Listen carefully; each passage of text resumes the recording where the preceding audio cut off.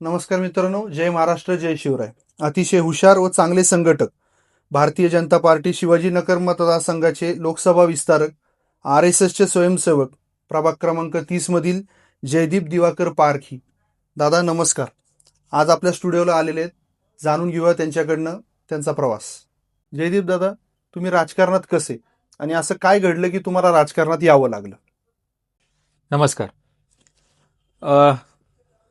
लहानपणापासून मी राष्ट्रीय स्वयंसेवक संघाचा स्वयंसेवक म्हणून या ठिकाणी वारजे भागामध्ये काम करतच आलोय. आणि माझे वडील हे भारतीय जनता पार्टी हवेली तालुक्याचे भारतीय जनता पार्टी अध्यक्ष होते हवेली तालुक्याचे. त्यांच्या नेतृत्वाखालीच भारतीय जनता पार्टीचा उगमस्थान म्हणायला हरकत नाही किंवा स्थापना म्हणायला हरकत नाही, तर पुणे खडकवासला विधानसभा मतदारसंघातील म्हणजे बाणेर असेल, वारजे असेल, सिंहगड रोड असेल किंवा त्याच्या पुढची बाकी गावं असतील, या सर्व ठिकाणी त्यांच्या नेतृत्वाखाली भारतीय जनता पार्टीची प्रथम स्थापना झाली. आणि वडील माझे ह्याच भागामध्ये 10 वर्ष ग्रामपंचायत सदस्यही होते. त्यामुळं मला लहानपणापासून राजकारणाची आवड ही मला होतीच आणि घरामध्ये एक बाळकडू मिळाले असं म्हणायला हरकत नाही, तर ते होते. पण मी नोकरी निमित्त मी नोकरी करत होतो एका कॉर्पोरेट कंपनीमध्ये. आणि 2014 साली अशी काही अपरियता आली की त्याच्यामुळे मला राजकारणात वडिलांचा स्वाभिमान राखण्यासाठी मला उतरावं लागलं. आणि मग 2014 साली मी लोकसभेच्या निवडणुकीला काम केलं. आमचे त्यावेळेचे खासदार अनिलराव शिरोळे यांच्या पूर्ण प्रचार यंत्रणेमध्ये मी काम केलं. आणि मग त्याच्यानंतर पक्षाने माझं ते काम बघून मला भारतीय जनता पार्टी युवा मोर्चाची चिटणीस पदाची जबाबदारी दिली. त्याच्यानंतरच्या मग दुसऱ्या ह्याच्यामध्ये 2016ला आमची संघटनेत बदल झाले. त्यावेळी त्या संघटनेच्या बदलांमध्ये भारतीय जनता पार्टीचे नवीन अध्यक्ष आले, श्री योगेश दादा गोगावले यांच्या नेतृत्वाखाली 2017ची निवडणूक लढली गेली. आणि त्या ह्याच्यामध्ये मला त्या टीममध्ये युवा मोर्चाचा कोषाध्यक्ष म्हणून जबाबदारी मिळाली. त्याचबरोबर पुणे लोकसभेचा सहप्रचार प्रसिद्धी प्रमुख ही जबाबदारी मला मिळाली. आणि हे काम करता करता मी संघटनेचं काम करता करता आत्ताच्या 2024च्या निवडणुकीमध्ये लोकसभेच्या मला छत्रपती शिवाजीनगर विधानसभा मतदारसंघाचा विस्तारक म्हणून हे दायित्व देण्यात आलं पक्षाकडून. आणि मी ते प्रामाणिकपणे निभवण्याचा प्रयत्न केला. अशा प्रकारे थोडा मी ह्या सगळ्या प्रवासाकडे वळालो मी. दादा, मग यंदाच्या नगरसेवकाच्या निवडणुकीसाठी तुम्ही इच्छुक आहात, तर ही निवडणूक तुम्ही कशी बघता? त्याचं कारण असं आहे की मी स्वतः आता काम करतोच आहे संघटनेमध्ये. बरोबर. आणि ह्या ठिकाणी काही लोकांच्या विविध ठिकाणी माझं जाणं येणं होतं. बरोबर. आणि वडिलांचाही ह्या भागामध्ये दांडगा जनसंपर्क होता. अगदी मी पण त्या ह्याच्यात प्रयत्न करतोय त्याप्रमाणे राखण्याचा. तर असं करत असताना आपण कुठेतरी जातो, कुठं किराणा मालाच्या दुकानात जातो, कुठं मेडिकलमध्ये जातो, कुठं इस्त्रीवाला आहे, कुठं कोणाचं लग्न आहे, कुठं काही कार्य आहे, कुठं कोणाचं शॉपचं ओपनिंग आहे. तर अशा सार्वजनिक कार्यक्रमांमध्ये मी जेव्हा जातो त्यावेळी प्रत्येक वेळी मला समोरून लोकांकडनं प्रश्न यायला लागले की आता जयदीप किती वर्ष तू संघटनेमध्ये काम करणार? बरोबर. तू कधीतरी आता ही निवडणूक लढवायला हवी. आम्ही तुझ्याकडे खूप एका वेगळ्या आशेने बघतो आहे. बरोबर. आज तुझ्या वडिलांनी ह्या ठिकाणी खूप कष्टामध्ये काम केलेलं आहे. जे म्हणतात की चिखलात कमळ उगवलेले, तसं ह्या भागांमध्ये तुझ्या वडिलांनी आज कमळ फुलवलेलं आहे. अगदी बरोबर. तर एवढं जर काम केलेलं आहे तर तू कशाला मागे राहतोस? आम्ही तुझ्या सर्व साथीला आहोत. प्रत्येक वेळी आम्ही तुझ्या बरोबर कुठे आंदोलनात किंवा ह्याच्यात सहभागी झालो किंवा तुझ्याबरोबर पाठीमागे आलो म्हणजेच आम्ही तुझ्या मागे आहोत, याचा अर्थ असा होत नाही. बरोबर. आम्हाला तुझ्या वडिलांनी केलेलं काम माहितीये आणि तूही किती चांगल्या प्रकारे आज काम करतोयस. गेल्या 8-10 वर्ष आम्ही तुला बघतोय. बरोबर. त्यामुळे अशी आमची इच्छा आहे की तू निवडणुकीला उभं राहावं. मग मी ह्याच्यावर थोडासा विचार केला की आता हे सगळं आहे तर आपण का इच्छुक असू नये? अगदी खरं. म्हणजे लोकांचे जर का आपल्याला प्रतिसाद मिळतो आहे तर आपण त्यांच्या प्रतिसादाला साथ दिली पाहिजे असं मला वाटलं. म्हणून मग मी यावेळी निवडणूक लढवण्याचे ठरवले. मग दादा, स्वर्गीय दिवाकर पारखी तुमच्या वडिलांची एवढी ख्याती होती, आजही तुम्हाला त्यांच्याच नावाने ओळखलं जातं. मग तुम्हाला कधी कधी त्याचं वाईट वाटतं की अभिमान वाटतो त्याचा? कोणत्याही मुलाला जर का आपल्या वडिलांच्या नावाने ओळखलं जाणार असेल तर ही त्याच्यासाठी अभिमानाचीच गोष्ट असणार आहे. अगदी त्यात बरोबर. काही वावगं ठरणार नाही. हं. आणि त्याप्रमाणे मी पण एक प्रकारचं माझ्यावर दडपणही आहे की त्या लेवलला जाऊन मला काम करावं लागणार आहे. करेक्ट. ह्याचे थोडंसं माझ्यावर दडपण असतं. पण बरोबर. मी प्रयत्न करतोय माझ्या परीने काम करण्याचा. दादा, मग तुमच्या या राजकीय प्रवासामध्ये तुमचे गुरु कोण किंवा मार्गदर्शक कोण की ज्याचा हात पकडून तुम्ही आजपर्यंत इथं आलात? 2016 साली हो. 30 एप्रिल रोजी हं. भारतीय जनता पार्टीचे नवीन अध्यक्ष म्हणून श्री योगेशदादा गोवल यांची नियुक्ती झाली. बर.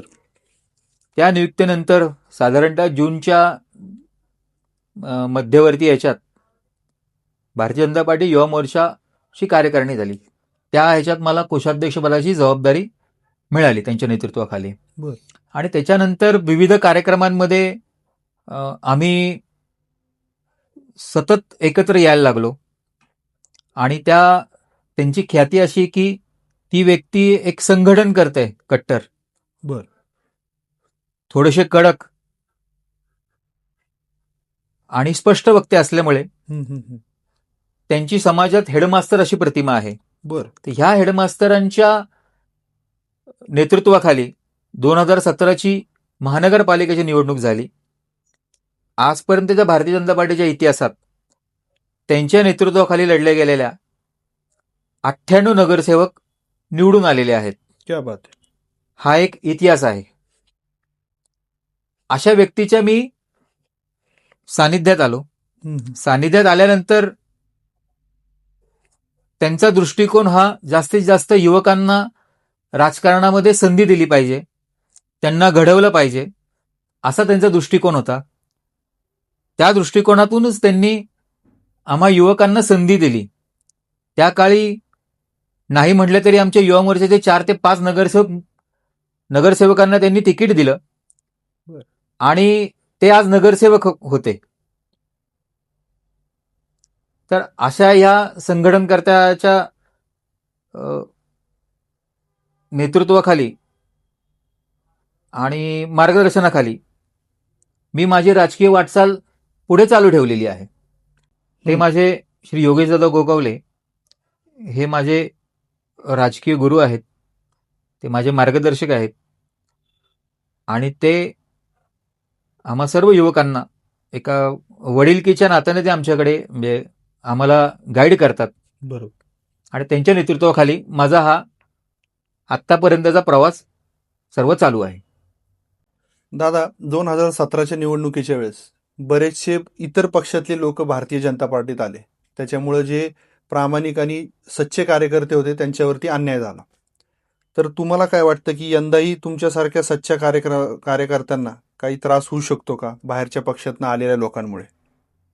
प्रश्न आपण बरोबर विचारलाय, पण त्रास होऊ शकतो म्हणण्यापेक्षा न्याय मिळू शकतो का? बर. तर मला असं वाटतं की आपण आपलं जर चांगलं काम करत असू आणि आपल्याकडे जनतेचा पाठिंबा असेल आपल्याला, तर मला असं वाटत नाही की पक्ष तुम्हाला न्याय द्यायला कुठे कसूर करेल. बरोबर. आपण आपलं काम प्रामाणिकपणे करायचं आणि ते पक्षाच्या पटलावर मांडायचं. बरोबर. त्या ठिकाणी एक ना एक दिवस आपल्याला न्याय मिळतो, अशी आमची आजपर्यंतची हे आहे, रचना आहे. त्यामुळे विश्वास आहे मला की या सर्व ह्याच्यामध्ये मला नक्की न्याय मिळेल. पण मग समजा बाहेरच्या पक्षातले इतर पक्षातले लोक आले आणि तुम्हाला काही कारणास्तव डावललं, तर मग तुमची भूमिका काय राहील? ह्या ठिकाणी माझी भूमिका ही पहिल्यापासून भारतीय जनता पार्टीचा एक निष्ठावंत सच्चा कार्यकर्ता म्हणून राहिलेली आहे. बरोबर. आणि पुढेही तीच कायम राहील. थोडंसं मनाला वाईट वाटेल, कारण का मी देव नाहीये, मी माणूस आहे. अगदी खरं. त्यामुळे मला वाईट वाटेल, पण त्याच्या दुसऱ्या क्षणापासून जे आम्ही सच्चे कार्यकर्ते आहोत तर आम्ही काम करणारच भारतीय जनता पार्टीचं. आम्हाला ते सोडून आम्ही दुसरं काहीच करू शकत नाही. दादा, यंदाच्या निवडणुकीमध्ये पक्षाने तुम्हाला संधी का द्यावी असं तुम्हाला का वाटतं? पक्षाने मला संधी का द्यावी, तर याचं मुख्य कारण असं आहे की अजूनही आपण पाहिलं तर प्रभागामध्ये नागरिकांचे ड्रेनेज, पाणी, लाईट, रस्ते, अतिक्रमण ह्या ह्या गोष्टींनी अजून कुठे सुटलेल्या आहेत? त्याच्यामध्ये कुठं सुसह्य असा मार्ग निघालेला आहे? तर असं काही घडलेलं नाहीये. अजूनही लोक त्या छोट्या छोट्या गोष्टींमध्ये अडकलेले आहेत. त्यांचे तेच प्रॉब्लेम आहेत. तेच ते प्रॉब्लेम ते घेऊन अ, जातात आहेत त्यांच्या नगरसेवकाकडे जातात आहेत किंवा महानगरपालिकेकडे जातात आहेत ते, आणि ते म्हणतात आहेत. पण ह्या गोष्टींसाठी एक परमनंटली काहीतरी विजनरी काम असावं, बर की दर वर्षाला आपल्याला बजेट मिळतं बर आणि आपण बजेट टाकतो, मग ती लाईन टाकतो, पण ह्याचं ट्रॅक रेकॉर्ड कुठे आहे आपल्याकडे? अच्छा.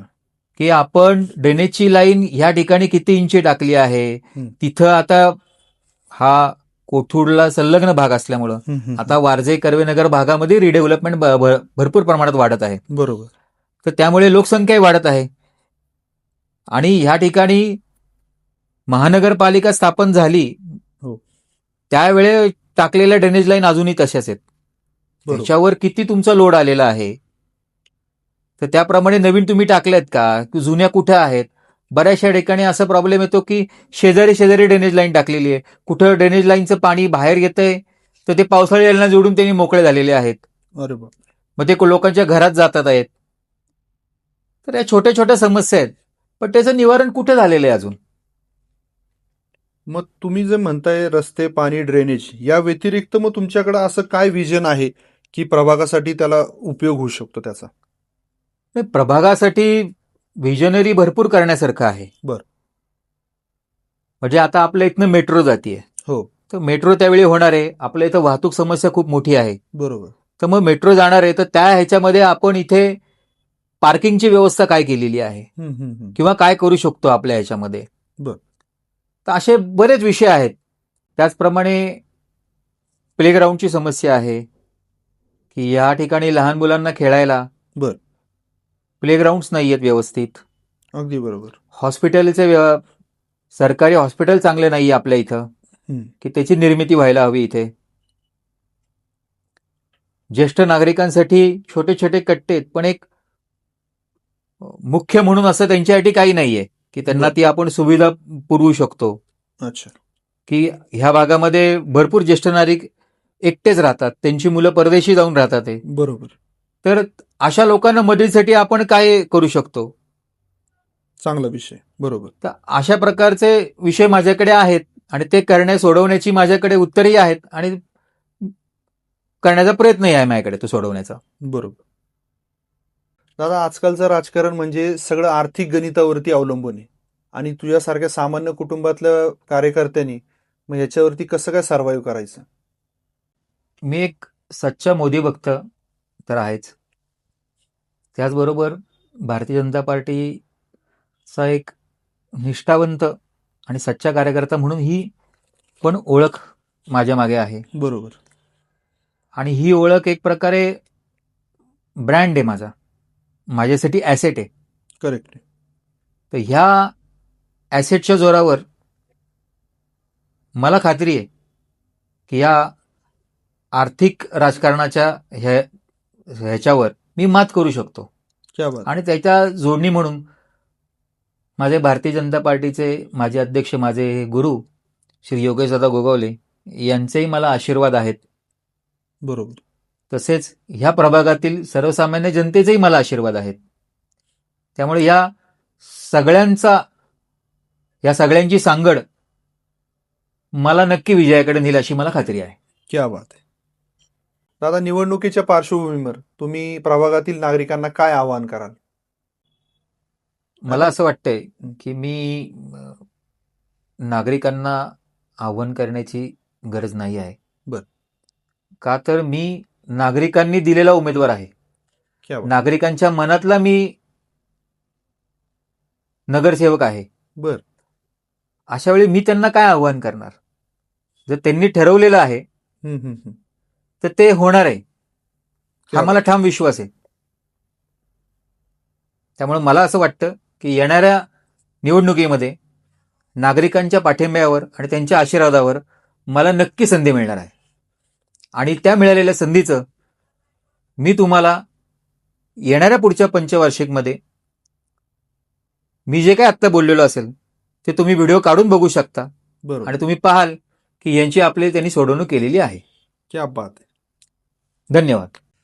दादा, तुम्ही वेळात वेळ काढून आमच्या स्टुडिओला भेट दिली आणि आमच्या प्रश्नांना मनमोकळेपणाने उत्तर दिलं, त्याबद्दल आमच्या टीमकडनं तुमचे धन्यवाद आणि पुढच्या वाटचालीस शुभेच्छा. थँक्यू. मलाही या ठिकाणी एक थोडंसं बोलायचं आहे बरं. की दृष्टिकोन पॉडकास्टच्या या प्लॅटफॉर्मवर आपण माझ्यासारख्या सर्वसामान्य घरातल्या एका सर्वसामान्य कार्यकर्त्याला आज या ठिकाणी आपले विचार व्यक्त करण्याची जी संधी दिली त्याबद्दल मी आपल्या सर्वांचे व आपल्या टीमचे मनपूर्वक आभार मानतो. धन्यवाद. धन्यवाद.